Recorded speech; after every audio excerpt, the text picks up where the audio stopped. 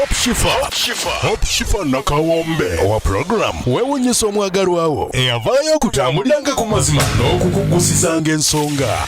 Kale nno tumugoberere tetugenda kwejjusa. Naye zo surprise ataka tazileta hatataka ondinanze hokoza birungi kyenda sobi ayibinde birungi rwenda kulugome kuwadde rwenda olobulabo bwokumukomo bwotona busurprise ekisooka wantegera kuva kukagere paka jinkoma jokomanono. I love you so much. I'm Margaret. I'm Nasa. Yes. Nasa. How are you, my sister? I'm okay. How are you? Nabadda Sophia batuweereza emitwalo 10,012 ebbiri zijjayo. Mulabye Okushifa mukwano. Wanji mukwano. Hello. Yes dear. Mbadde nnaka sente ntini ku mobile yange naye Ye mukwano. Ninako 15 naye Hope team ani? Don. I'm team Don. Team Don. Yes. Nina kusindikira 15 then bagulawo kirabo kya leero. Wamma oli team ani? Yeah. Sindika totabula bantu. Wamma oli team ki? I'm team Don. Naye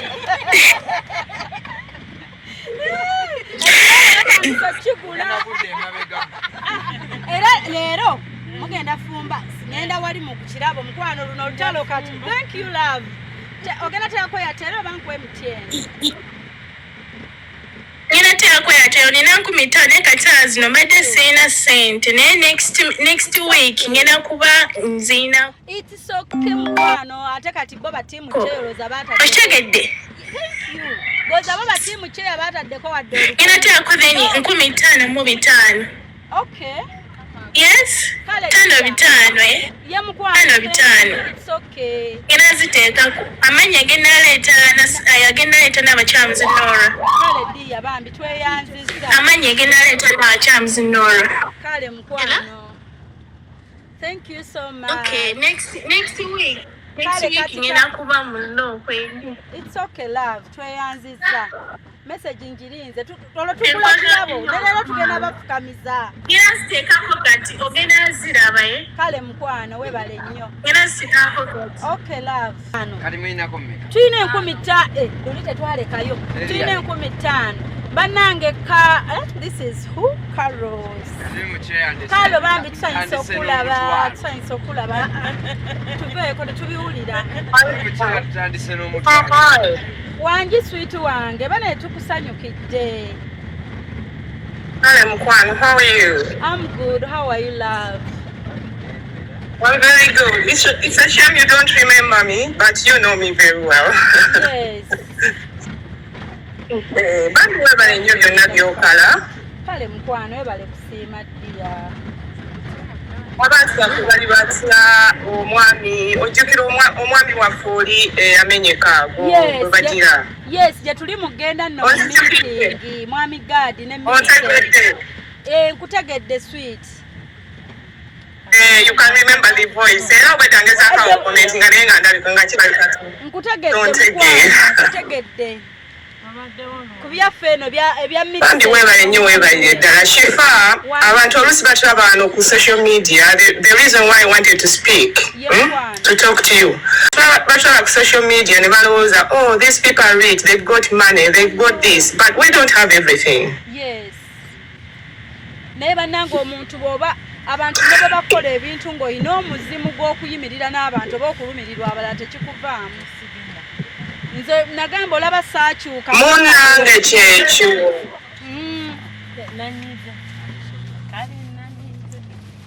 So. Your network is very, very bad. The reception is very bad. Tompulira kati. Ompulira. Kansooke nkuggyeko nziremu nkuyite mukwano. Let me disconnect and connect. waliwo nataddeko 5 kati obaza ki mukama obaza tiimu Don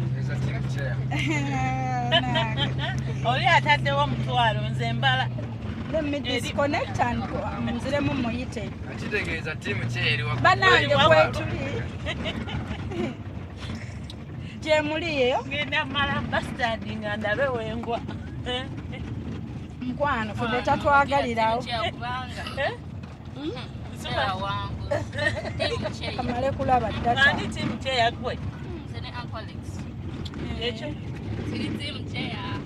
tetubalese ate tubagamba ki okitegeera naye baleke bakyaswala nnyo okuba twatandika bo beekwata ekifo ky'oswala anti kati mpulira nti balina mutwalo eno waliyo 5 tebagulina netunagulaba endako nedda katumale tutuuka endako tutuuke waliwo akaseera kali akazigizigi gyekali lwaki kitegeeza mugobya abantu abategeka emikolo muli kugoba bantu banaye gyetuli mikwano I sell castor oil.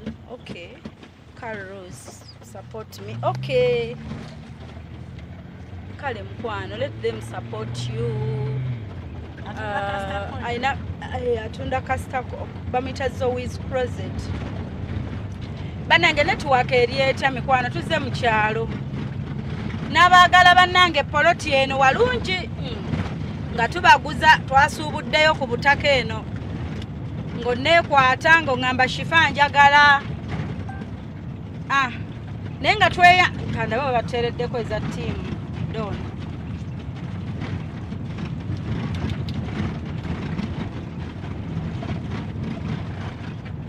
banaye gye tuli oba nsooke endinge I might end the live and come back again. Kwata one.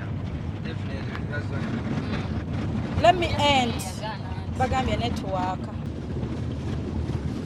chobola banze nyina okugula essimu endala egenda mu layini ya Airtel nga nnungi dawuno wetaana ngambye for Enoka for mama Enoka sente zino buli 10 tugenda ku depositingayo balance wattaka tutya okulemwa batu omwezi gumu kati kambateereyo live ya meeting sikyo kambateereko omulamwa Park and Go Tours and Travel beba kukolera ku by'entambula n'otuuka mu nsi yonna gy'oyagala kati nno gwe ayagala ogenda okukola okuwummula okulambula ng'oyagala kulambula Canada, America, Bungereza kw'ossa n'ensi za Schengen zonna jangu ku Park and Go. Teweerabira waliwo omukisa ennaku zino ogwa Germany ne Canada eyaggulira buli muntu so nno jangu ku Park and Go kubanga tusobola okutwalira ku looni gwe n'osasula ng'otuuse. Tuli bakugu mu kukola ku mpapula ng'eza zi visa zi work permit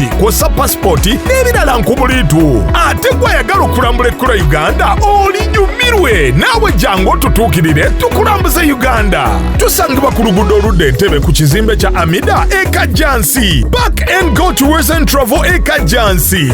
The world starts now.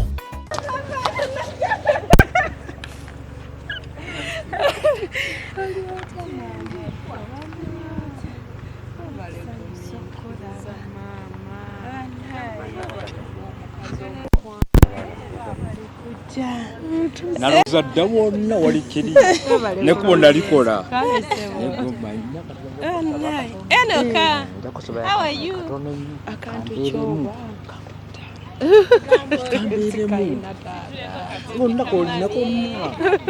mazima. How are you? No, auntie gwe tujiridde Enoka. Nze kenyini bweri najjudde dda. Ontegedde? Nze nkulabe nekubona bikoze nekubona liri. Wale kuba omukazi omugumiikiriza.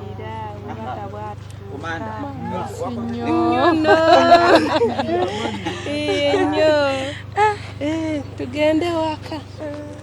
Katujje mulindeko banna. Saba kunkwatirako.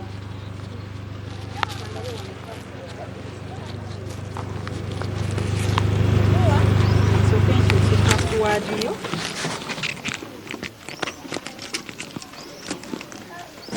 zile mirundi eno Mami, wehendi nze kenyini nakomye dda nateeza embeera yonna. Kantu katundu kenjira seremesa ate akayimba weekali bwewa nga wewejeeze weseemu nze kenyini Akayimba weekali akayumba ki eyo yange neeriyeeri ebigaana kuba nga kazinga kumujja ng'ogwa muli nga ngwa muli mazima yenyini oligino yajjudde dda security yonna eri gulugulu password genkatereza tajamu tukamisa nikintu kyenjagala mbadde enenyamu ekyo kisaba nga nkukaka sikaka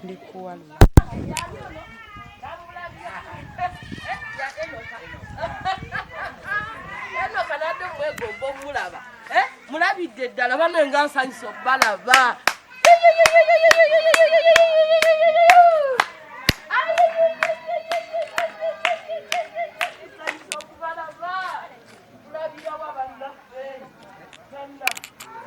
bannange nze ntikkula abagenyi temumpitako banna nga nsanyusa obbala just haga bano nsanyusa obbalaba mukuliko amakubo bannaaye thank you daddy ekyebbeeyi aliwa simula bwafuluma banna tetugende beera musanyufu mu kifo ky'otuuseemu kyekino kyennyini tobuze banna temunnabula anti mugamba tabuze ajje tugende oli nange ekifo ky'olimu kyekituufu banna tusanyusa aba bannange nkuliko amakubo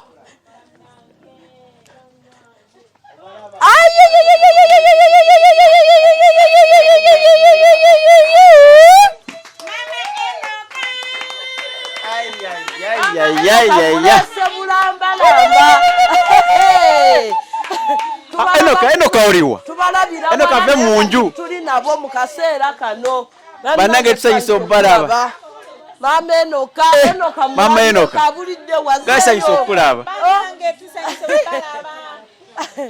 banna era temuŋŋanyiza kwata batukoze ate zino surprise zennyini shifa bya akalulu chairman timu chair oye oye oye kasa isobala dai fine no gana kuba fine kati toyanziza negwe ng'amateeka ogamanyi wallahi timu kyemanya amateeka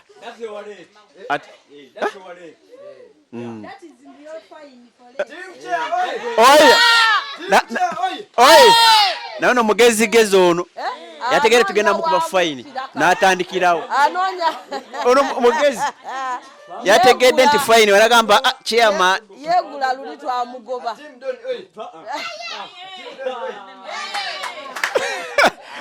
nabagenyi ba timu dono obalaba nagamba ani n'okwegula nga bukyali enoka jangu waneno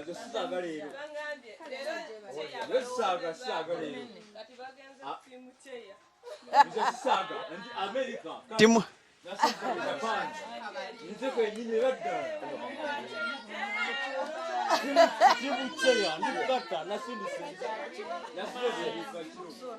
enoka mwina kati zamulina enoka mumulaba obali kujja tekyabuusabuusa tubalina mu bujjuvu enoka fa abamulina leero ne mami tubalaba maaso kyakabi badonda mwebale kutwagala bane tweyanziza ekijjulo kya bannange mwebale kujja abagenyi baffe twanywa fete tinza na kunyumya kye twatuukako koolo n'enkuba n'etuwa amazzi n'egamba kati ku kasooli munywereka amazzi mu ndowooza yembeera gy'olaaje tulimu ffenna tetulabika bubi ekiriisa kye twafuna timu shifa leero ze omazeeko nsanyisa okulaba shifa kale sebo nsanyisa okusanga amiina mukulika amakubo akaki dindako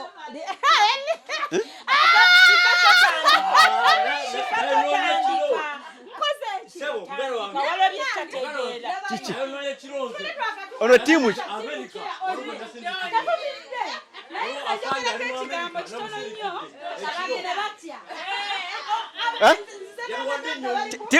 timu kyeriwa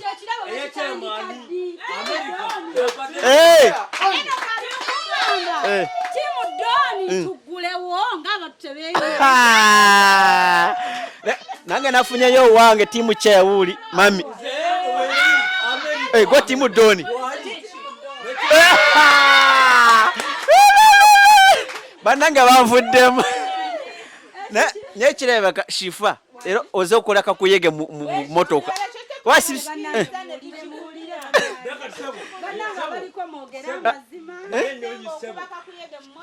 kiki bona ngaze ne timu doni yo katimu chairman tani zaffe ziguddewo ekirabo timu doni timu chair ina mutwalo ziriyo nene ensawo yakiri mutiri wale ya white y'abazungu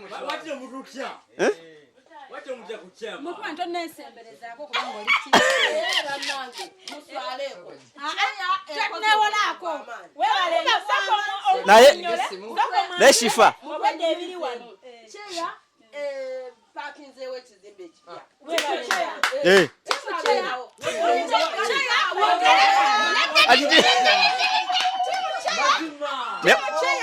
bagala kutuwa kutuwa kusaala shifa katuseke tusabeko bwena tubalinze bagala tusabirako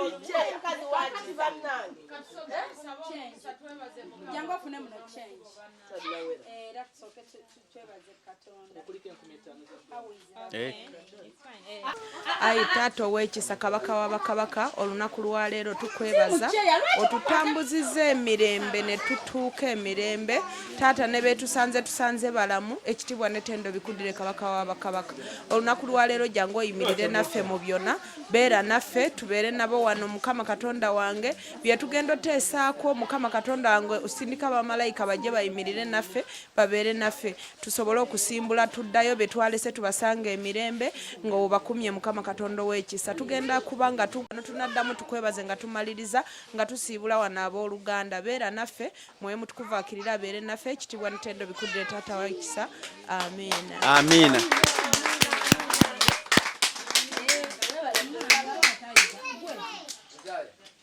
bajja kufuna obuzibu sifanga bakulimbula bosole mukwano bino bunkenke kana akalulu kate kajja mu ndesha eno kagwagulawo bonde tewaiza okupresent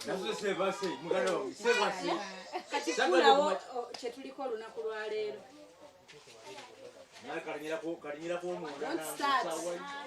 ogenda kwonoona ngoyonoonera wano wetuli naye omanyi mbadde mu motoka ng'essimentawannya nempulira ono ng'ali ku maama enoka amukuba akaama mbadde mpulira byagamba takulaze ennyumba ye yafuna dde ennyumba amugambye jangu wano weebake buli kikutawaanya wallahi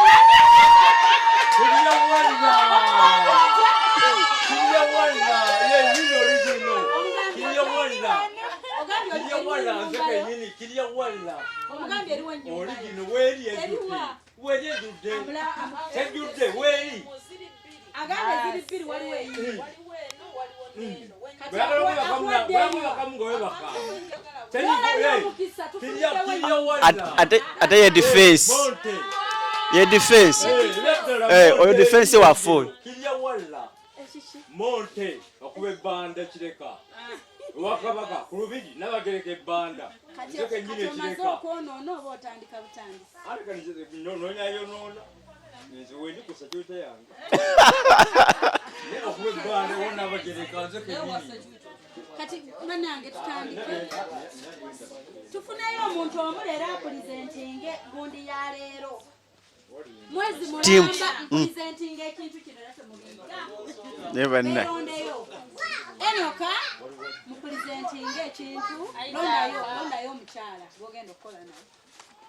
Aho lonza Isaac nali omulala. Nange ntuleko wano. Oyagala soolako. Nsowole.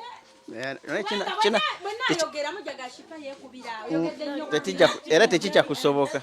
Ayimuka ogende waali.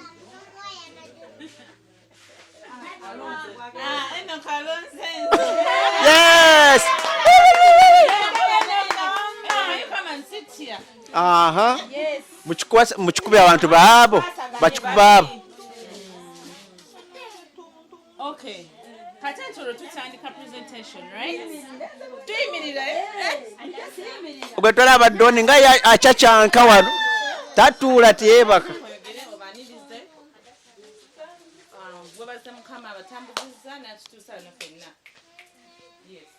CMTN banyabo ne basebo. Ye tuli bana. Ranga nze Mwesije Enoka. Ng'olunaku olwaleero tuze ku meeting ya mukolo. Okay, tuze ku mukolo gw'omwami Gad n'omukyala Millicent. Pozi kugenda beerawo nga ddi Enoka? Nga biri mu Biri. November. Yes. Era nga neebaza mwenna basobodde okujja ne mubeera naffe wamu. Mwebale kuyimirirawo n'oyo omusajja anti era nyongera okwebaza anti oli. Anti ki? Oli. Oli. Anti Millicent. Omugole. Oyo ye mugole Enoka gwagamba Millicent. Oyo gwe tulinze.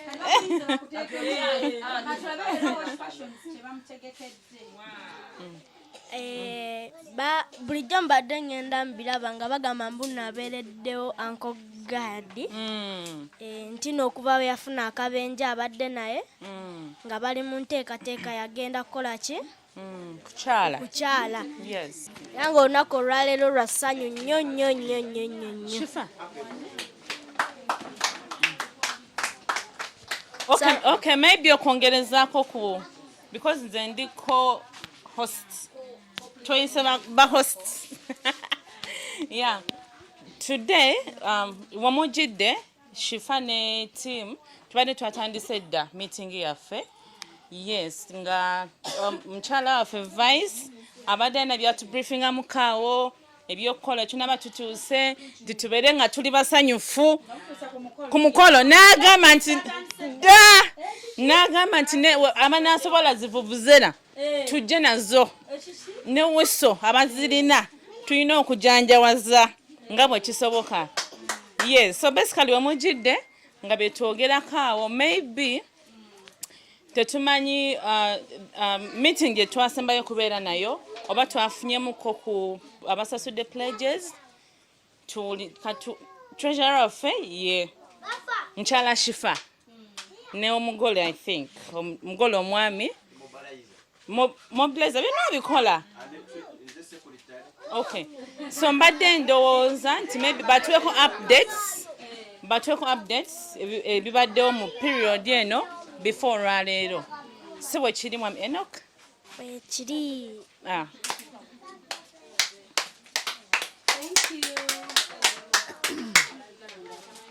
Abooluganda Yesu yeebazibwe. Amiina. Nze nsooka kwebaza Yesu. Amiina. Saba musooke mukubire mu ngalo ez'amaanyi.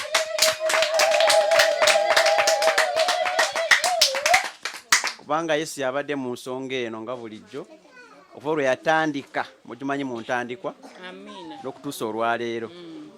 Ayogera nze tushawo Gad omugole mobilizer ate sekuritale byonna mirimu gyonna gyange temuwakana. Yes. okusokera ddala nsose kwebaza Katonda atusobosesa okutuba nga tukyali balamu n'olwaleero kubanga ekirabo ky'obulamu kikulu nnyo. Omanyi nti oli mulamu oba olina ssente oba tolina, osooka kwebaza Yesu olw'obulamu bw'olina.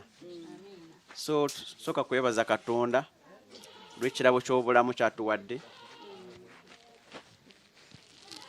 Yeebalire ddala era mumwebazenga nga bulijjo. Yes. Ntwala omukisa guno okwaniriza abagenyi bange b'olwaleero. Abasoose wano mbaniriza mwebale kutuuka nga bukyali n'abaakatuuka mu kulika amakubo.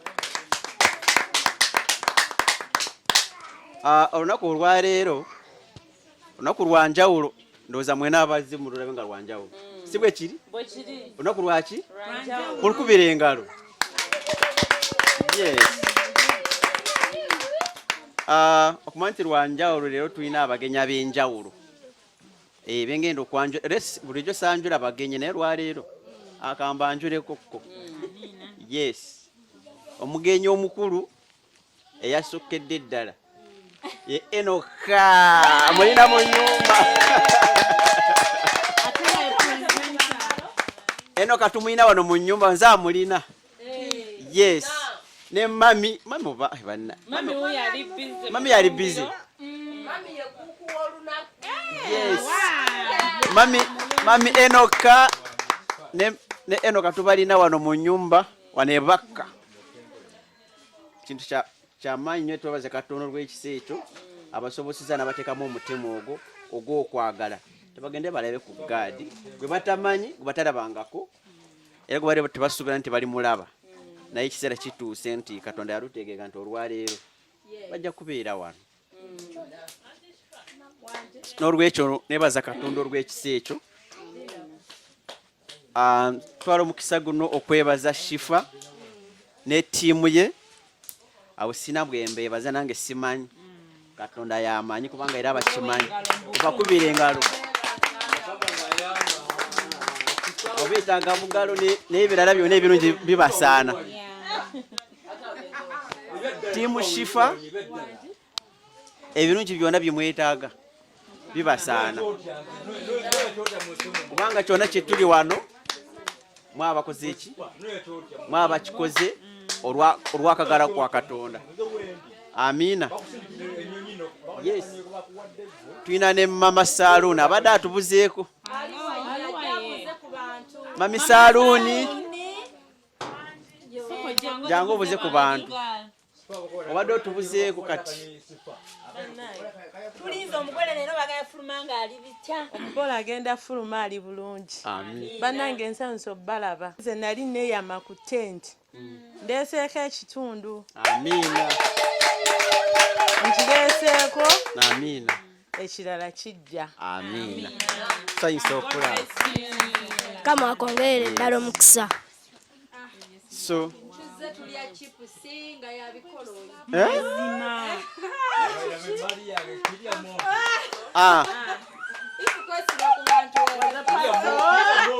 Obakubira engalo ez'amaanyi. Tenti. Etuuse. Wano omukyala mother of two. Omukyala ono bambi kirungi Sekya Katonda. ali wano. Mother of four. Aliwa. Ye mother of two. Yambuze nga size engatto z'abaana. Kati anzijukiza nanga Shifa didn't give me the shoe size.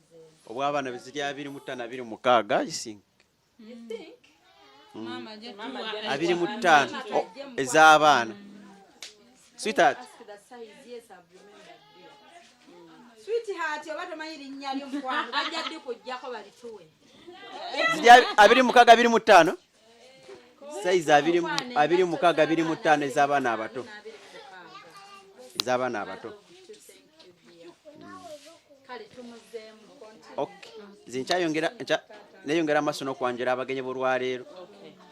Yes. Tubadde tuli awo ate tufuna surprise azenga surprise. Miss Livia. Yes, Livia Nasser azenga surprise. Ngeze okulaba nga agwa mu nti nga banna. Atano today. Posizana taxi. Banna olwanye no olutalo omuntu okuvere ne taxi okananga wawanvu nno bakati si kumpi nga bwe mulowooza omuntu gwolaba wano nga zeebakka omanyi oyo laavu gy'alina eba yanjawulo. Yes, eba yanjawulo. Yes, abagenyi abalala balondooza abagenyi nkyayongera kubanga mulimu face ebyanamwe zimutategeera. Yes, abagenyi nabo banyinazi wano nyina mwanyinazi omulungi omubwati singa abaana nansana abooluganda mukama yeebazibwe bannange ntwala okwebaza Katonda olw'olunaku olwaleero. Neebaza Katonda olwa buli omu yenna eyawulira omulanga gwa gaadi n'addukirawo n'agamba katukwatire wamu. Neebaza Hope Shifa tumwebaza buli omu amwebaza. Nze mbeerawo ku YouTube, ku TikTok, ku social media platforms nga buli omu yeebaza Shifa. Tewali kye tugenda kuwa, tewali kye tugenda kusitula mu ngalo nti tukuleetere tukuwe, naye wabula nga famire ya gaadi tukusabira mikisa myereere Mukama akuwe ky'osinga okwagala. Amen. Yes. Nsanyukirako ne Team Shifa beebale kuba cooperative. Mama Enoka banange nange ndi musanyufu mbadde nga ndaba Enoka ne mama we ku social media nenebaza Katonda nti leero mbalabyeko oba nfuna. Yes. Okitegeera leero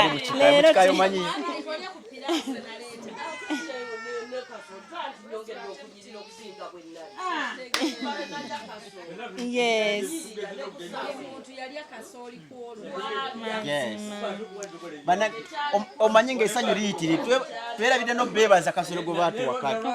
Tuli basanyufu banna. Tuli basanyufu banna. Enoka nfumbira kasole nalya kasole.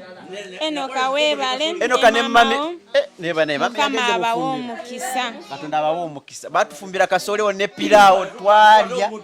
Sukali enkyamunywako. Ne sabuni tanaggwako. Nkyayoze. Twabwenyirira sabuni Enoka, tiimu Enoka. Banange twebaza Katonda olw'ekyo. Leero ninayo mwanyinazi omulala omulungi. Nano nina surprise. Oyo mwanyinazi atusuubizza. Ku Sunday yaliwo wano yali mu meeting yekka. Ku Sunday ono mwanyinazi yali mu meeting yekka. N'atugamba nti abako byogera bubi wama agenda kubyogera bubi. Banange kansooke mbala muse mwenna mwebale kujja. Amanya Musimenta Bena, God given name Jajja Mukyala. Ndi musanyufu nnyo sisobola ndakukimalayo. Shifa weebale byonna weebale ndowooza tosobola kusasulwa wabula Katonda akunjagalire akuwa ekyosinga okuyaayanira mu mutima gwo. Then bwenzira ku sayidi y'omukolo bannange oba njogere ki oba ndeke ki simanyi. Bannange sinatuuka ku mukolo Enoka ne maama wonze bannange bwe mulaba akasimu kenina siri ku social media nembadde ngamba wulira mwebale kubaayo mwebale nakutwagala mwebale nakugumiikiriza ensi eno. Bannange ensi eno bw'otagigumiikiriza weeteekamu omuguwa nejasi weegumya niweefuula ebimu n'ogamba owaayo bino tebiriiwo. Kati bwenzira ku sayidi y'omukolo nina ekintu kye neeyama. Ekisooka neeyama emitwalo 10. Ekyokubiri kabulaza byabadde agenda okwogera ngenza okulanga agenda kubyogera bubi. Naawe ndeka. Waliwo ekintu ekyali kibatawaanya weewaawo nze nalwawo okujja mu meeting naye nga nina meeting nali nzikola nga nzikolera ddala nga nzikola ne maama wange ali mu kyalo. kati netukola bwe tuti abako bonna we bagenda okusula namaze dde okutegekawo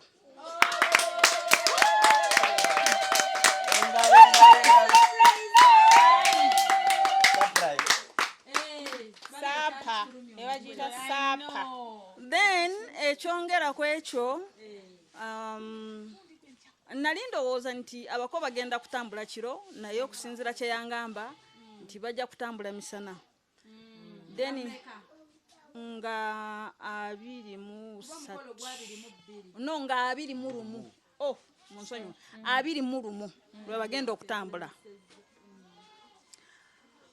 kati nengamba bwe nti abako we bagenda era of course abantu baba balina okulya kati nze kye nakola nengamba bwe nti ebikwatagana n'okulya kwabako ekyeggulo n'ekyenkya nze mufumbi w'olunaku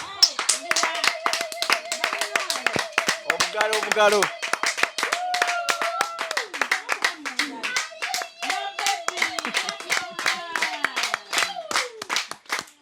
ebyo mbikola nga sirinzeka nga ndi ne maama wange n'abantu abalala nga 4 5 seriously yes so twebaza Katonda olw'ekisa ekyo byonna maanyi ga Katonda si maanyi gaffe so twebaza Katonda olw'ekisa ekyo kubanga nti emikolo gyagadi gitambula bulungi mpozi abalala abapya abaliwo waliwo oli mulamu wange omupya ababuuzeeko kale jangu obuuze ku batuuze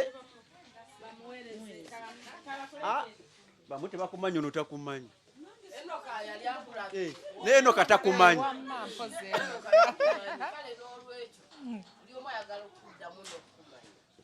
sanyusa okubalaba bannyabo ne bassebo n'omugenyi waffe ow'olunaku Enoka nali awano kasooli bannange mpaka kuwulira bubi twasiima ne kacyayi awo ng'enkuba bwetukuba tetwawulira na mpewo tweyanziza nnyo maama Enoka watukolera olunaku mu mpewo tweyanziza nnyo nnyabo amannya nze Inidimo naye no miitingi yange yakubiri siri mupya nga Mr. Gadi abamulamu wange ndi wa munju amina obali kubuuza ku batuuze bange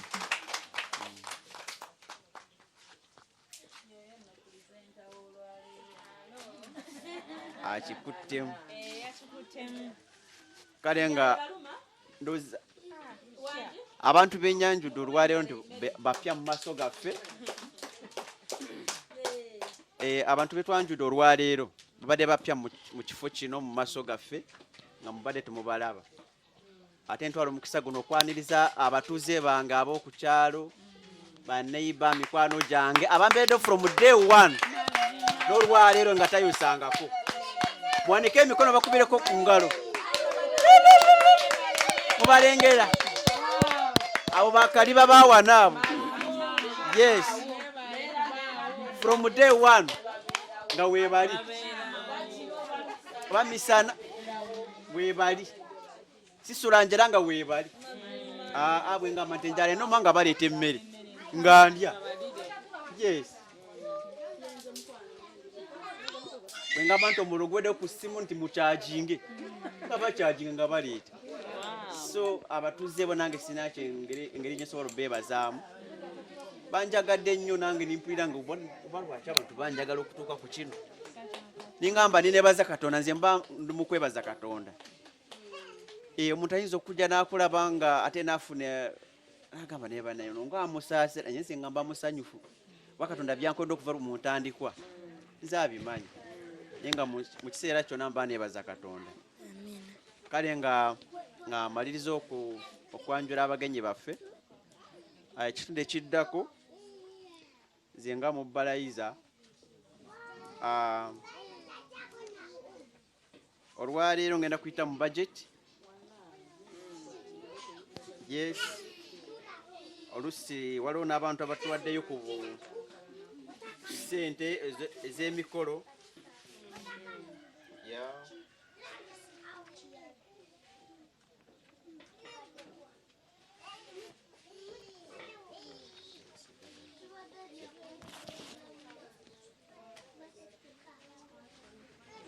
Wali omukwano gwange ali Saudi bangi yasindikira emitwalo 5 njayo naye nga zaliko zakujjayo ne bava emitwalo 48 ono omulala ali Canada mukwano gwange amabegakawo nayo yansindikira emitwalo 10 ne wavayo 9 mu 75 so wakubereko omugalo. Yes.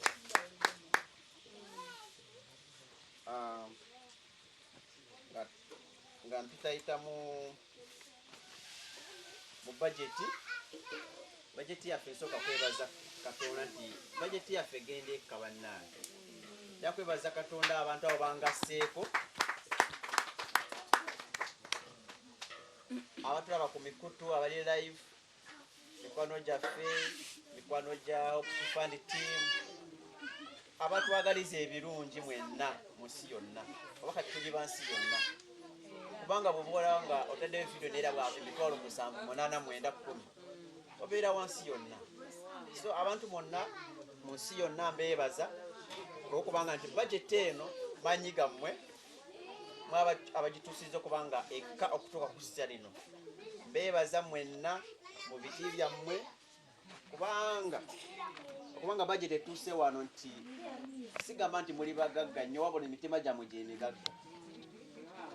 Yes, bakubere munda omuntu okukwata mu nsawo n'akuwa omutima gwe guba mugagga. So neebaza Katonda okungattako abantu abo abagagga ku mitima ne bambeererawo. Bebale kwagala Shifa, bebale kutwagala. Sobola kubeebaza nimmalayo wabula mbeebaza olw'ekyo Katonda abawe omukisa. So budget yaffe yali esookerako na mmere gitugenda okuliisa abagenyi okupate yaffe oba mu kwanjula kwaffe. Eyo emmere ey'okulya yonna baagisasula.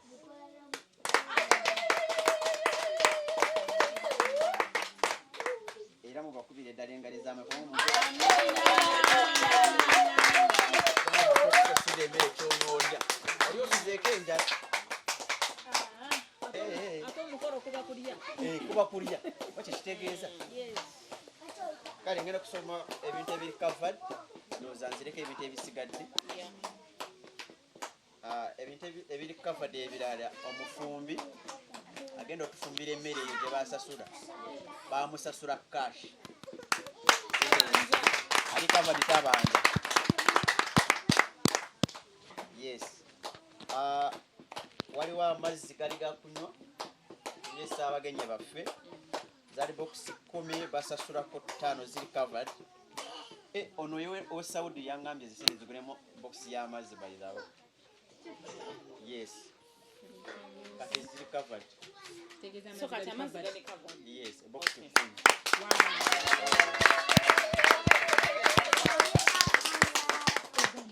Abagole okwambala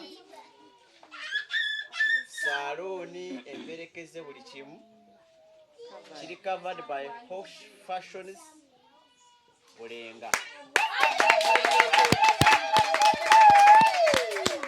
Nga kitudde mu ye team Shifa.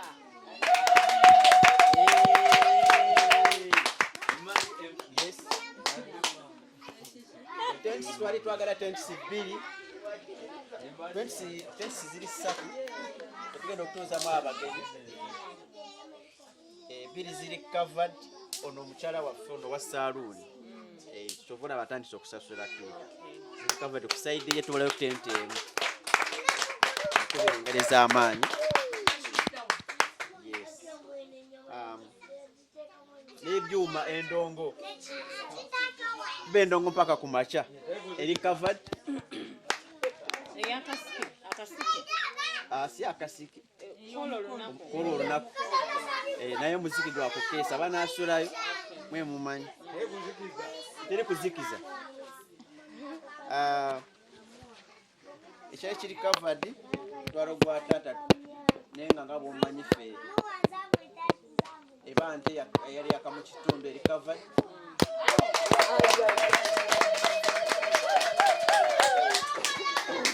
embuzi zaali 3 za mitwalo 6 ziri covered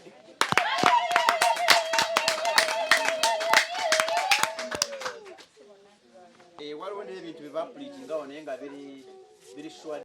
Park and Go Tours and Travel beba kukolera ku by'entambula n'otuuka mu nsi yonna gy'oyagala. Kati nno gwe ayagala ogenda okukola okuwummula okulambula ng'oyagala kulambula Canada, America, Bungereza kw'ossa n'ensi za Schengen zonna jangu ku Park and Go. Teweerabira waliwo omukisa ennaku zino ogwa Germany ne Canada eyaggulira buli muntu. So nno jangu ku Park and Go kubanga tusobola okutwalira ku looni gwe n'osasula ng'otuuse. Tuli bakugu mu kukola ku mpapula ng'eza zi visa, zi work permit, kw'ossa passport n'ebirala nkubuliitu. Ate gw'ayagala okulambula ekkula Uganda olinyumirwe naawe jangu otutuukirire tukulambuze Uganda. Tusangibwa ku luguudo oludda Entebbe ku kizimbe kya Amida e Kajjansi. Park and Go Tours and Travel e Kajjansi. The world starts now. Ebiro by'aba maama bataata kojja singa w'ensonga basenga ebyo ebirabo biri preached but short deal. By the way, wale ya preaching wale wanali kulaima abuuza musonda kina yasonde omwana omita Marcos Brian bamunyonyole wegendereze nnyo kunyonyola obulungi amanyi okunyonyola obulungi gwe tuba tulonda nedda jangu onyonyole ennyonnyola yegenda kusente oba obutatuweeza ayagala amanye ki ekigenda mu maaso. Omukolo twava ku ki lwaki tutudde briefly mu bwangu. Omukolo gwaffe guno omukolo tuli lwa brother waffe brother God ffenna abali wano ffenna tuli God team God. Twagala ogenda okwebalizaako God omumbejja waffe omulungi alabiridde God obulamu bwe okuva lwe yamusisinkana amulabiridde okutuusa essaawa eno. Yamusinkana ayina emigulu gye gyonna ng'asobola okudigida buli mudigido naye ne ku ssaawa eno wadde waliwo ekyakyukamu omukyala y'oyo gwe yafuna takyukanga wadde obulamu bwakyuka naye omuntu ng'omuntu gwe yafuna mu bulamu bwe omubeezi we ye takyukanga era amulaba nga bwe yasooka omulaba. Kale mu kaseera ako naffe ffenna kwe kuba nti tukuŋŋaana ne tukola meeting tugende tusanyukireko ku God ewaabwe w'omukyala Melissa Millicent.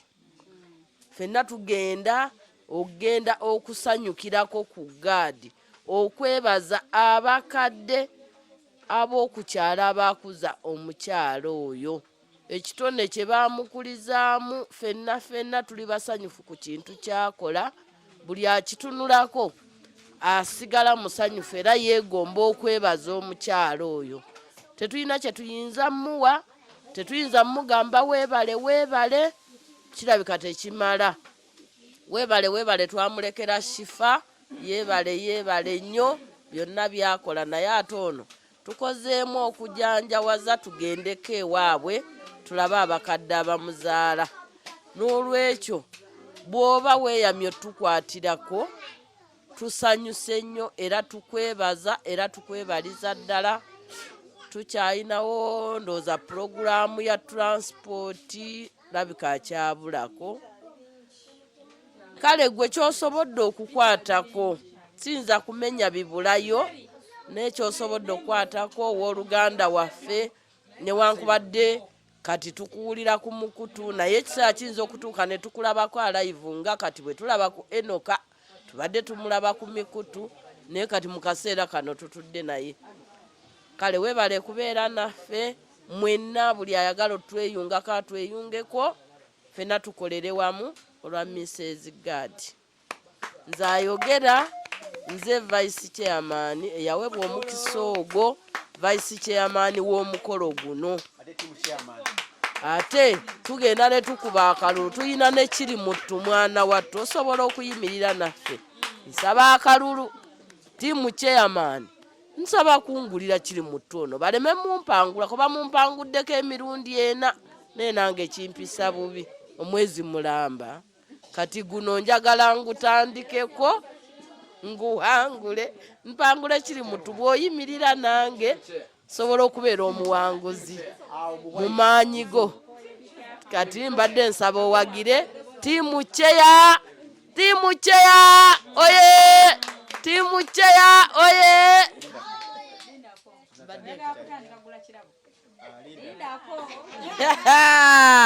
wololololo tiimu cheya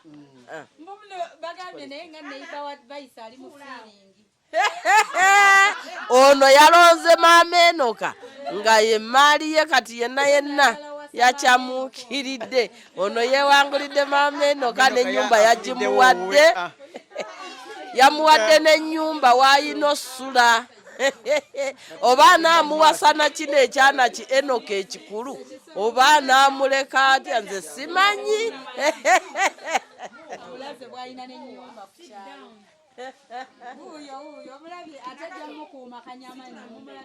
omulaba agenda kubeera baawunsa lwa Maama Enoka.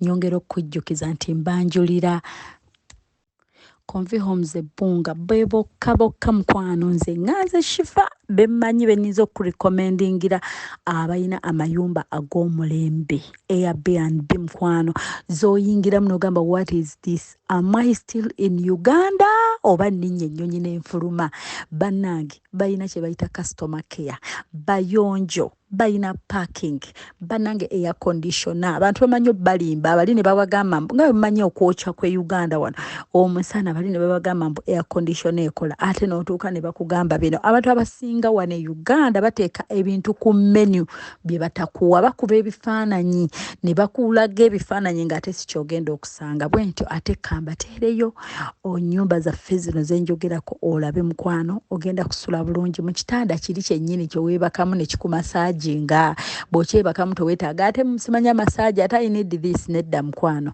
washing machines ez'omulembe orooza zikalizaawo menye ekindeke ki mukwano gwe just pack your suitcase kakulule ka kesko ng'oyingira Confi Homes Ebbunga.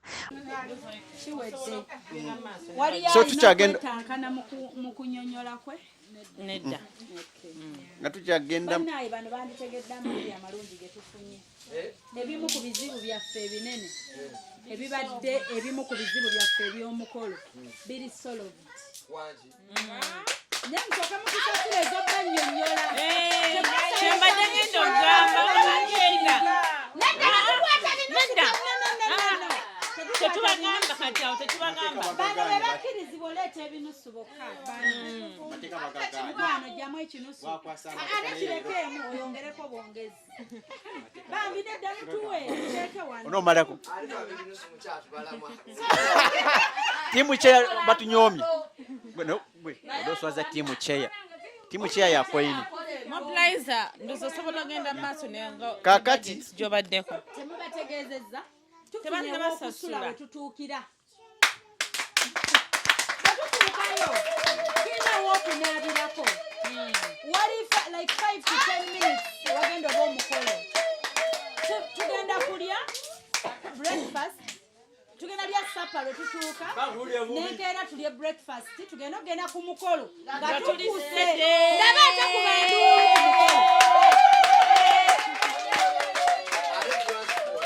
okubawa soka osiime kino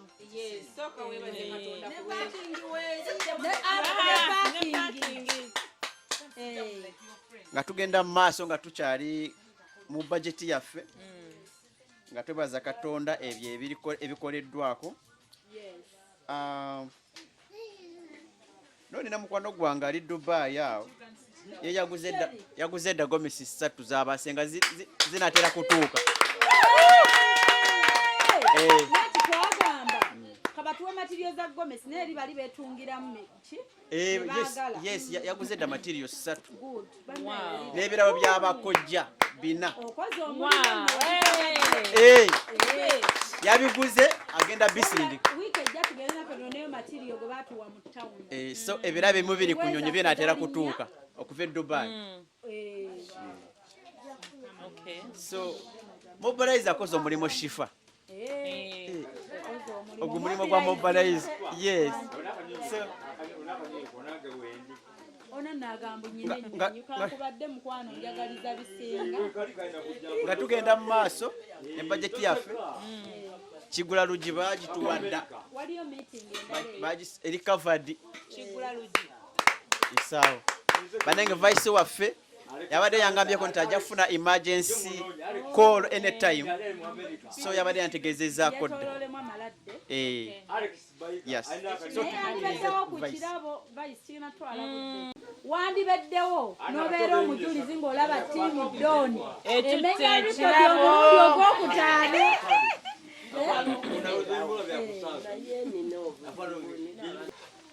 ekirala kyali Kigula Lugi bali bakiteeko naye nakyo kiri covered era ekyeyamaye n'akisasula mukubira engalo z'amaanyi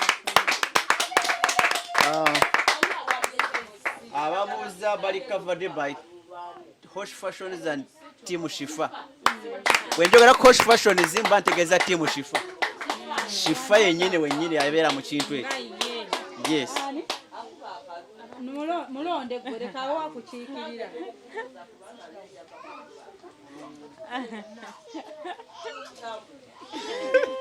akasobola akako wano tewali akasobola so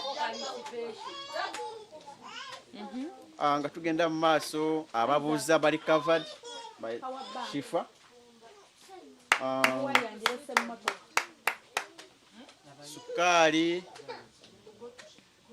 Sukali zaali ensawo 6 tulinako 3 omunyo twali twagala ensawo cartons 6 nazo tulinawo 3 box twali twawandiika box 2 za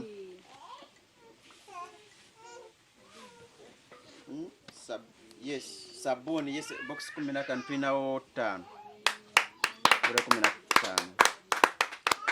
ekirala emigaati egy'okutwala gyali 6 gyonna giri covered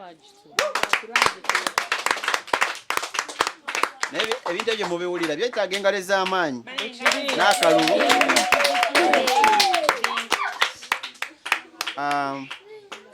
ne soda katoni za 2 tulinawo 10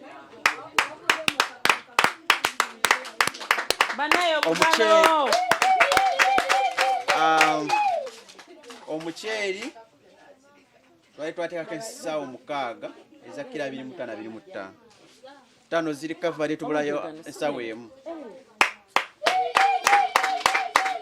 Yes kale bajeti yaffe bwetobwe esseeko katono mu ngeri eyo mu kiseera ekyo twagala kwebaza abo bonna abalese budget eno kubanga nti at least esseeko wansi era mu kiseera ekyo twagala tubakubireko engalo ez'amaanyi era nga tubeebaza nga tukyali ku budget ngenda kusoma ebintu ebikyabulwamuko okukola chairman agenda kujja naye yafunyemu baka emergency call nagenda ekayunga awo nagamba agenda tusanga. Yes kati ngenda kwogera ku bintu ebibulamuko twetaaga budget ebitali covered byengenda okusoma olwaleero then tulabe ekigenda mu maaso. Twagalayo enku ekisookera ddala wano twali mu bintu ebigenda okukozesa ewaka twali twagalayo enku trip ya mitwalo 3 nga twagalayo omunyo katoni emu twagalayo ebigenda okukola eri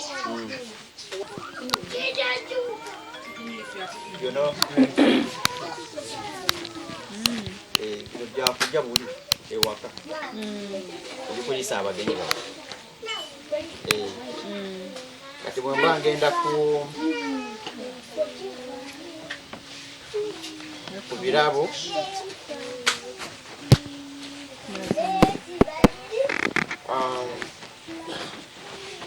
Wali twagala omutimbi.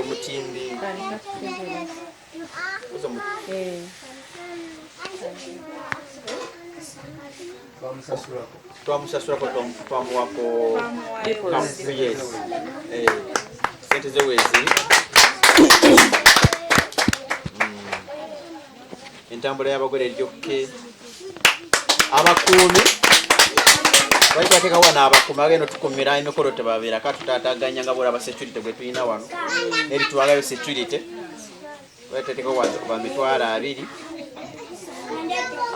ebyokutwala ebyetaagisa ebyetaagisa wano twagalawo ekimuli ky'omugole tikiri covered ne kabokomola tikanabeera covered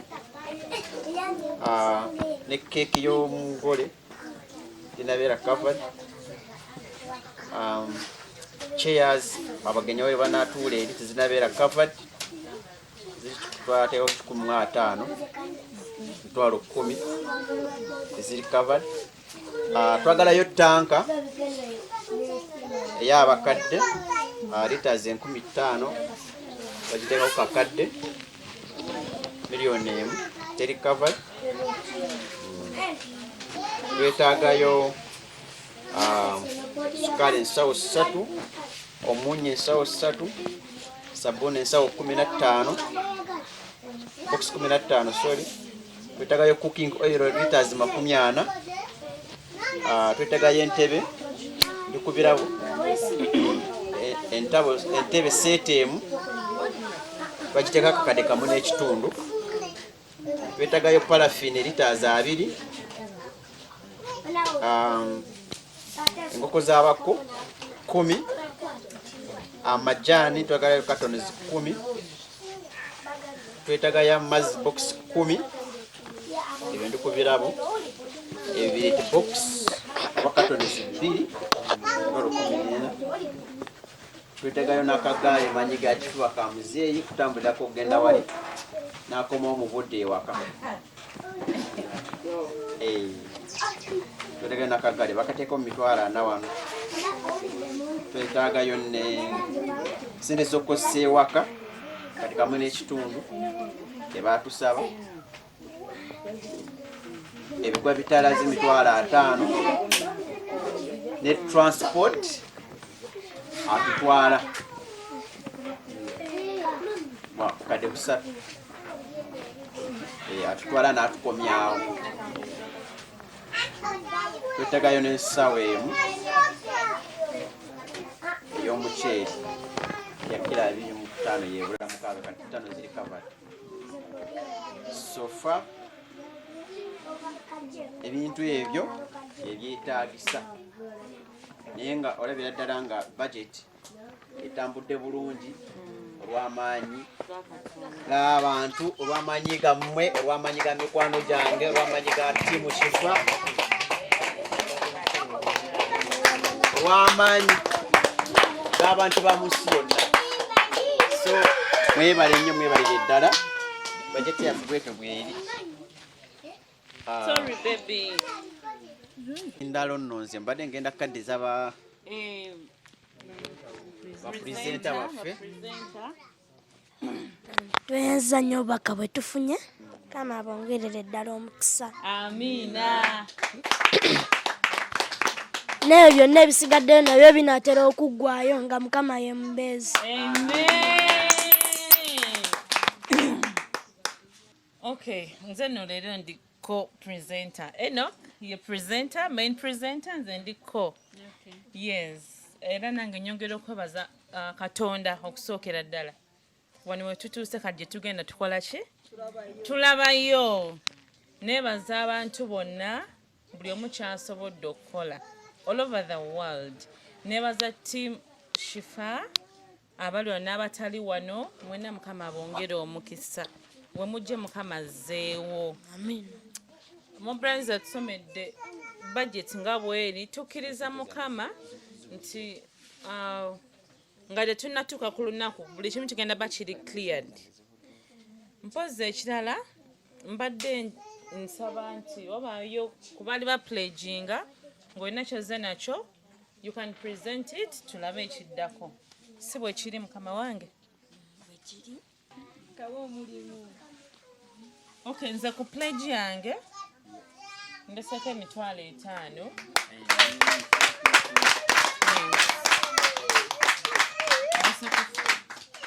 Ngenda ziteka ku simu simanyi simu mpozi tukozesa shifa okuteekako okay ngenda ziteka ku simu nga ndi wano before I leave.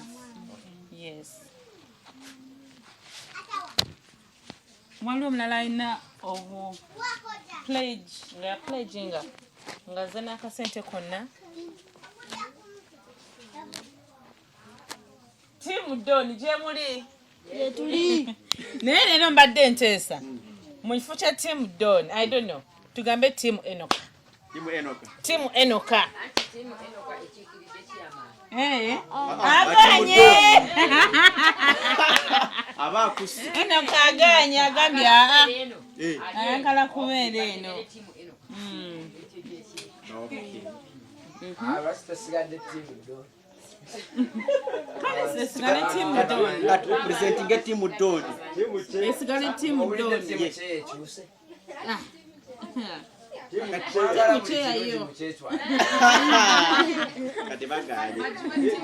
Okay, Timu Doni presented by Timu Cheya. Timu Cheya weri naye mama. Timu Doni, Timu Cheya. Timu Cheya. Checho buli Chiwedde. Timu Cheya oye. Doni. Teletuleta mu kipya. Timu Doni oye. Timu Cheya. Say something.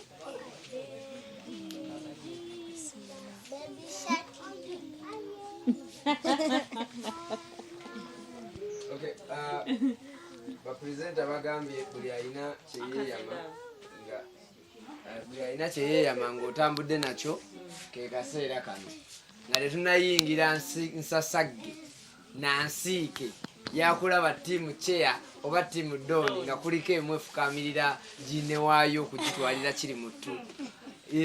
So tusaba alina kyeyeyama nga olina kyoleeseeko n'alina kyagamba oba kyawabula essaawa eno akikole netunabagenda mu maaso. Kantandike n'olumamabula sirina kyeŋŋamba mpozi ndeebaza bwebaza Tiimu Shifa omulimu omunene gwekoze ku lw'omukolo gwaffe guno era nenebaza n'abo abatuwagidde ennyo abatubeereddewo nange nja kuba nga nfunayo emitwalo 3 naye si gya leero.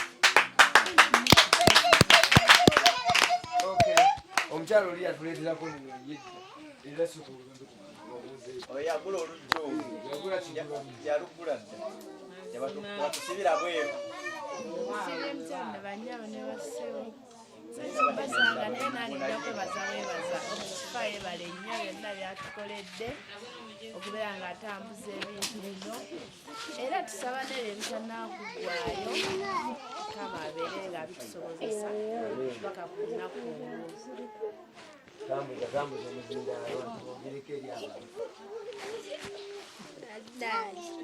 mugamba muti abatuuze bakuno abagenyi baffe banaye tweyanziza byonna ab'ebweru abawuliriza ku biri mukutu ne musobola okuba nga mubeererawo omukolo guno ne guba nga gutambula mu maaso.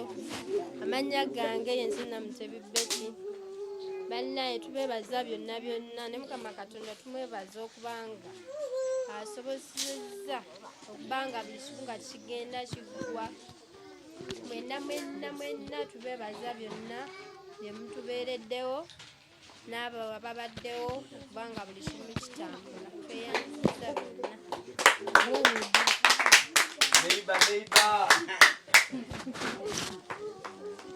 Bamusiza nnyo banyabo bassebo omuyala Mukama waffe Yesu. Webaza Katonda okuba nga atuwadde obulamu okubona Katonda tukyali balamu. Era omukyalo oyo yatunyigayo dda ku nsimbi abantu bazze batuma ku ssente soka ogende ku mukulu aleko omwasi gwavaamu yogerako eri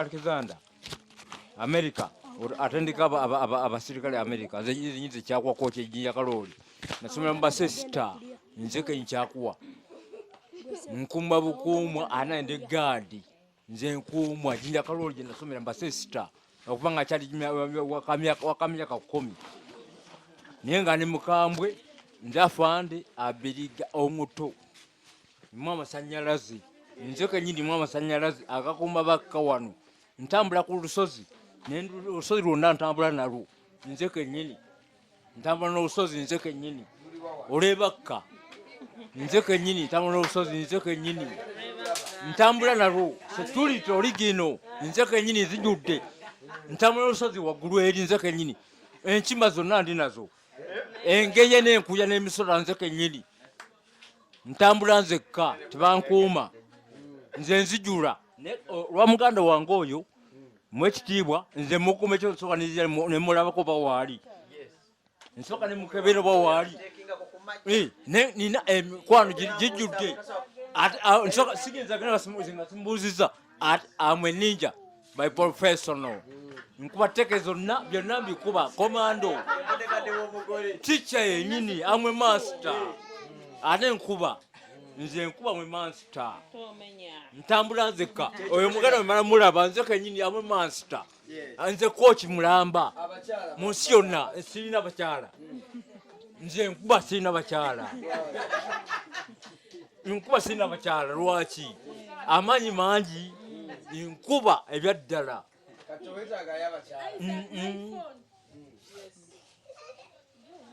onokubanga nobukyanga nawe n'amaanyi mu katono nze nkuba ebyaddala ntambula nzekka oli gino nze kennyini oli gino kyakuwa master of the ninjas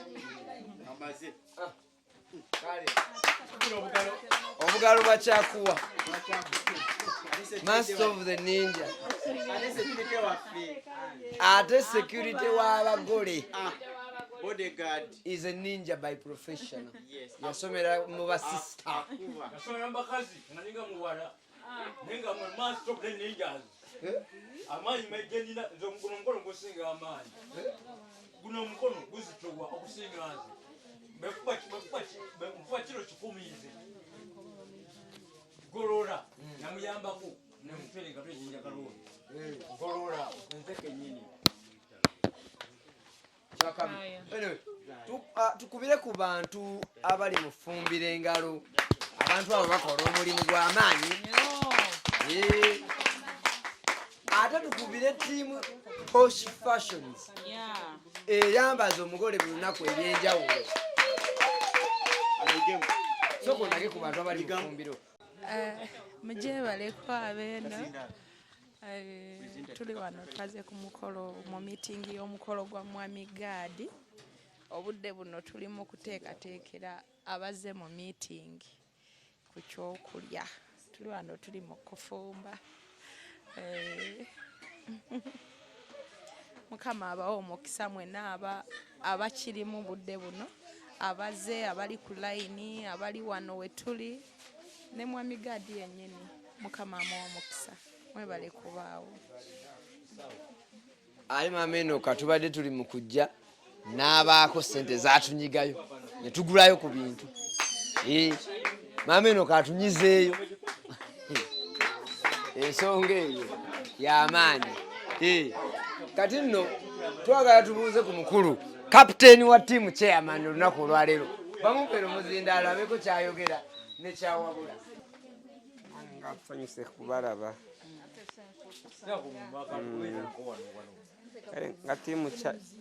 nga tiimu chairman olwaleero twali twagala obuwanguzi naye waliwo omugaga gwe tulinze katumulindemu katono tulabe amina katumulindemu katono tulabe afande habari zako sawa mzuri weko mzuri sawa sawa kapteni wa timu doni huya Captain Tim Don, you come. Eno come. Eno ka team Captain Tim Don. Yes. Bako choyogera. Bayite. Banyabo ne basebo musibye nziramu okubabuza musibye mutya. Timu Doni oye. Timu Doni oye. Abato timu kije muliko timu Doni che. Chairman, nasindise chairman.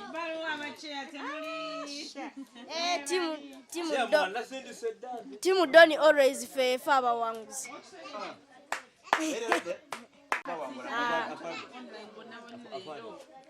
Mwena abantu abatulaba.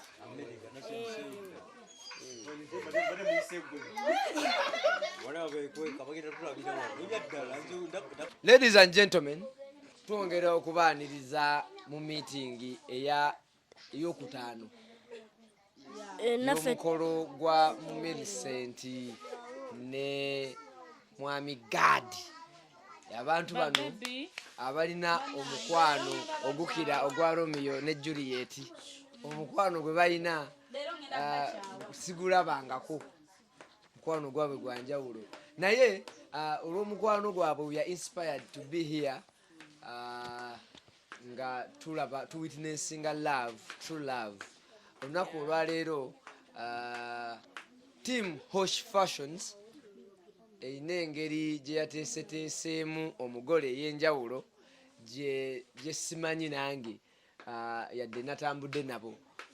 Buli ali wano yeesunga okulaba omugole leero ayambadde ki, omugole anaalabika atya. Mazima ekyo kintu kibaddengawo si bwe guli. Kayimba kikatugenda oyimbira omugole ng'ayingira. Mwami Gadi yabaalonda. Muwa omuzindala atulondera akayimba. Wamma abato mulowooza Mwami Gadi agenda yimba kayimba ki? Mukoogere lumu. Kayimba. Kayimba ki? Njagala kulabemu omukulu. Kayimbe mutuwulire. Kagenda katya? Ladies and gentlemen, wetwogerera kati Mwami Gadi wadde otugamba kayimba ki? Kayimba neza enyimba nze nyina olimba lwa David Lutalo lumu. Kati gwagenda tukulemberamu nga tuyimba.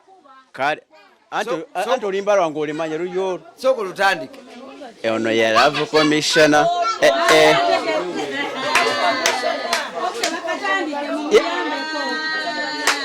Kati musoke mulinde mugole muyite mu vibe. Abali eno musirike abato. VIP musirike. Yeno wano. Ono ye Love Commissioner. Bwere yampoganya yandwana buli kimu. Ebikone bweziba ngumi zijjayo. Mwami Gadi. Yes. MC ayogera. Omugole ali mu kufuluma. Bwafuluma. Mwami Gadi agenda yimba akayimba bakaita Love Commissioner. Takamanyi bulungi era siye muyimbi akyasi. Tusaba tumugatteko. Mumuyimbireko. Twongere vibe tumuyimbi. In 3. Enoka, are you ready? Kwata, Enoka. Agwa yimba mukuru. Mukuru. Nedda. Okay. In 3, Mwami Gadi. 2, 1. Mwami Gadi, let's sing. And the Love Commissioner, yampoganya,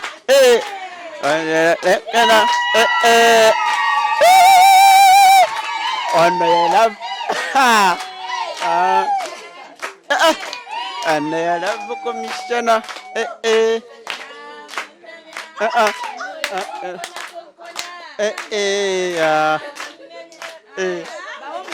Kungana,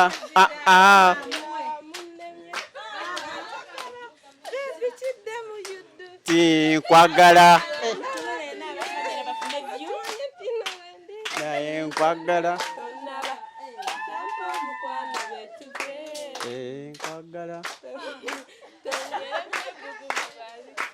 nkwagala bane bannaye leero muziki tukoze leero kiki kino kyendaba ati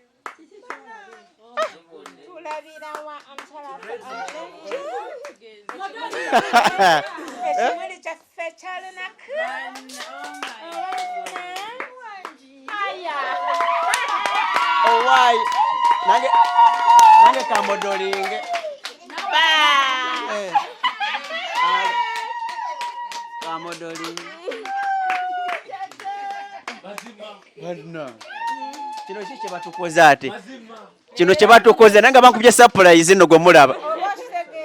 Bulijjo manyiride kale bali manyagera kukoma omugomesa ate nga yanjawulo. Gombe ebyagomese babikoye. Kati kino kifirika kyennyini tekusawo South Africa nawasa mu South Africa kati.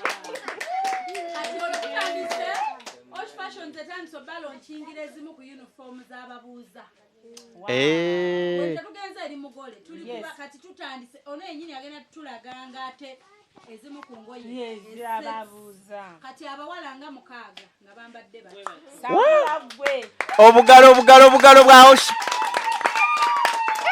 obakyuka enzira eri kubabuuza ewamanyi n'obulungizeeyo kati atandise awo bayinza okuba nga bagenda gema ate gurupu eddako egenda abanakola nga abasavinga awo ashazi bwe bityo kati atandise babuuze zize yazimalayo leero anyiridde baaba mbadde nina kyenjagala okwogera kati bano abantu bano abali online bano abagala okwerekerako gathering 22 November ndowooza nabo balaba kati Shifa Fashions eriwa fashions wone bulinga ku shero wali wenyini Shero bulenga ndowooza abali eyo mulaba kiki omwana tulaga print ne waaka yes kakati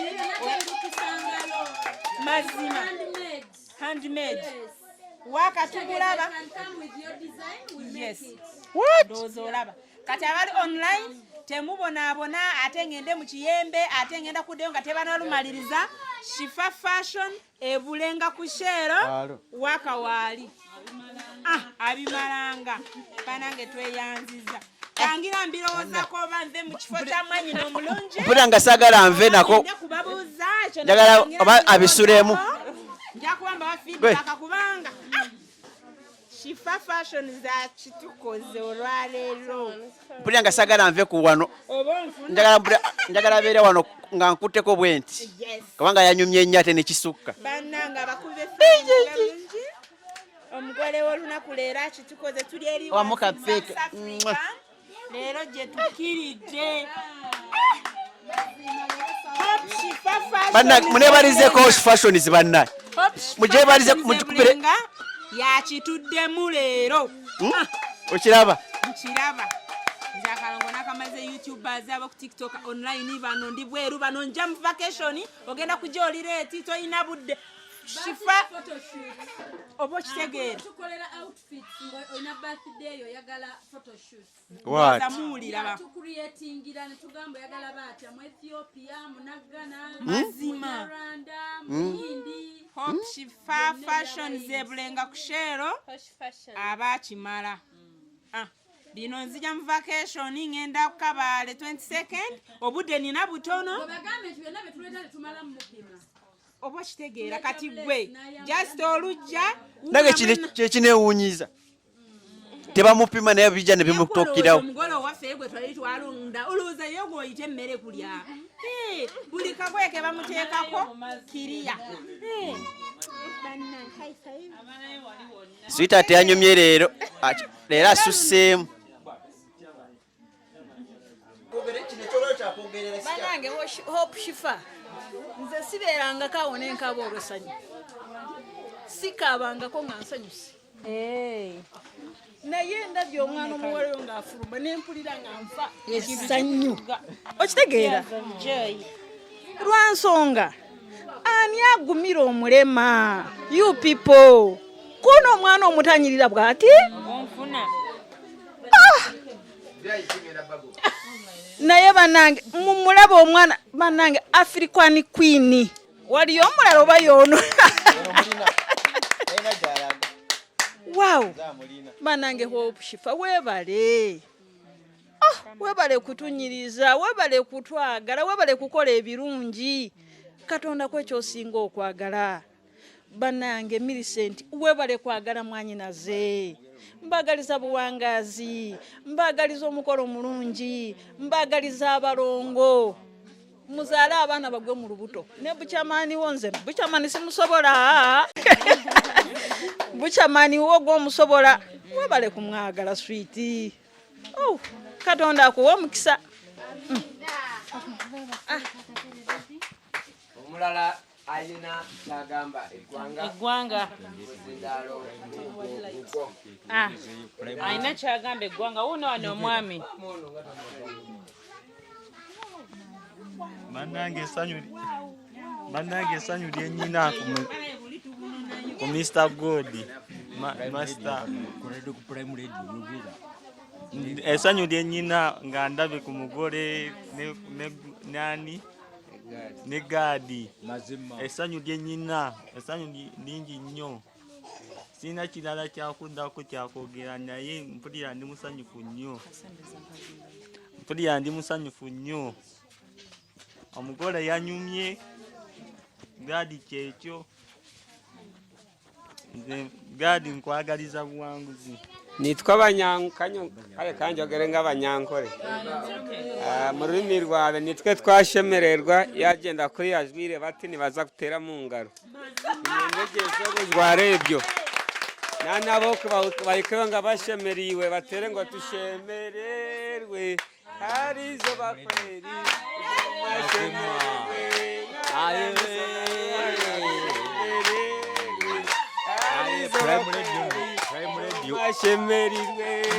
twasemererwa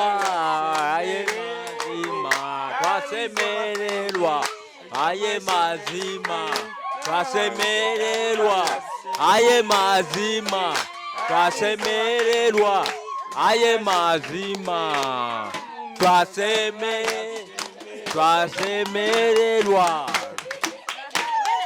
twasemererwa aye mazima twasemererwa aye mazima. That's a Prime Radio. Prime Radio twasemererwa. Prime Radio kireka Prime Radio. Prime Radio twasemererwa. Prime Radio twasemererwa. Prime Radio kireka twasemererwa. Prime Radio aze izobo chakire mwaka campaign Elizoba chakire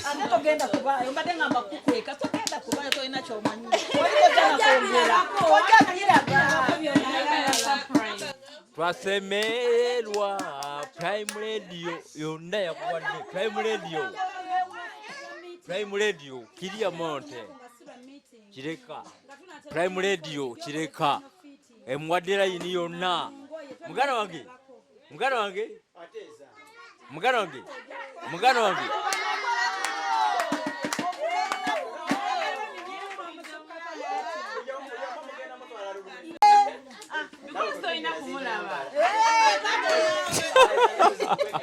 omanyikana abagole ke batuulako ne kabeetoolooza kagenda baayo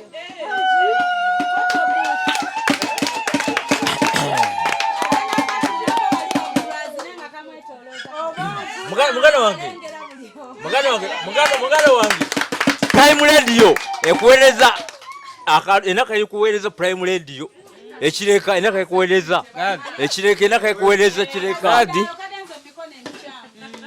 Gadi muyimbira kano kayimba tongwisanze njagala mukwano kati obango wakagati tongwisanze njagala mukwano kati sana lero nyeteje obwede nsubira kukulirana neda mukuru omukwano rubabo eulansanuka etere uzogenda wa ogenze tya ate goli kalima onansingako kuba kati maize enyimba ezo zanema nekano yakankopyeko kyobora bakesibeko eramukomityana zenyimba za ddiini obuzibu zenyimba za ddiini naye ekintu kyo olwaleero olwo omukyala kyembadde mugamba bale sagala bijjemu abisigale nabyo wano obaana mpaka nca kuba kati wano waali basagala nveeko ate njaya muntu nako butundizinga ngamba bana lero yanyiridde lero yanyumye ekitufu Shifa lero tutu anyumye lero badde surprise fena tusuubira like Gomesi yes twala tumanyi tuddayo Gomesi lero nkubye surprise naye bambe anyumye omukyala wange sweetheart omubwati anyumye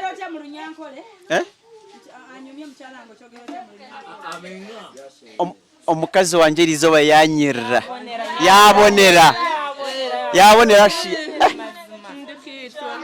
yabonera ndikitwa yabonera ne murungi tinkwenda ndigarubaju nimpuranta kwenda ndigarubaju mazima nisima Shifa na timu yeye kureba ngo banyirizo omukazi wanje we bari munonga we tukunda munonga tukushabire imigisha ranga tukwera umugisha mwene umbyone byo rukora na timu yawe abanyambara abanywane banje mwene abanyisingiro nimbara musya abanyakabare mwene tumuntwisha twabakuraho 22 mu 11 turaza kuba tubini basi twisha abanyakitanga abanyantaraga mwena muturinde Muhanga Rushebe ya Kitanga Ntaraga Kantare Kashambya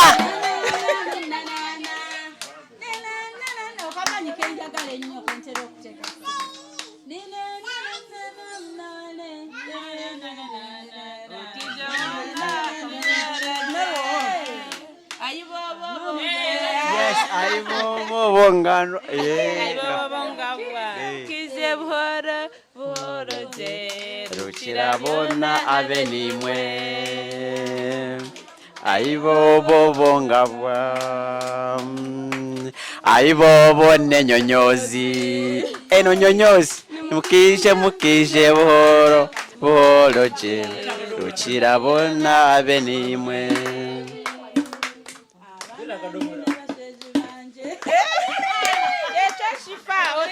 Shifa lera tulina yagenda nakura omwisi yagenda nakura yoba yaruga ayo baba mokamanyi okamanyi ka tindatine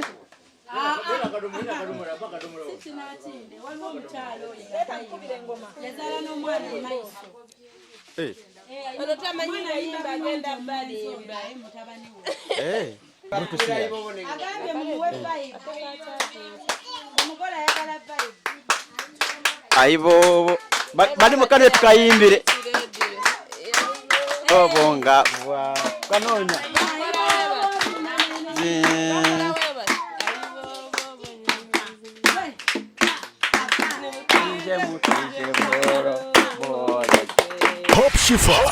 Hope Shifa nakawombe owa program wewunyisa omwagalwawo eyavaayo okutambuliranga ku mazima n'okukugusisanga ensonga kale nno tumugoberere tetugenda kwejjusa